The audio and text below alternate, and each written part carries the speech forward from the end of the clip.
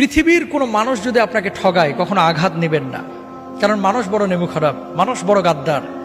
মনে রাখবেন, সব মানুষ পৃথিবীর একত্রিত হয়ে যদি আপনার ক্ষতি করতে চায়, কেউ আপনার ক্ষতি করতে পারবে না যদি আল্লাহ না চায়। মানুষ মানুষকে ঠগাইতে পারে, সন্তান বাবাকে ঠগাইতে পারে, বাবা সন্তানকে ঠগাইতে পারে, স্বামী তার স্ত্রীকে ঠগাইতে পারে। আল্লাহ কখনো তার বান্দাকে ঠগান না, কখনো না। আল্লাহ কখনো তার বান্দাকে ঠগান না। বরং ডাকার মতো যদি ডাকেন, আল্লাহকে বলার মতো যদি বলেন, সে আল্লাহ সুবহানাহু ওয়া তাআলা আপনার ডাকে সাড়া দেবেন।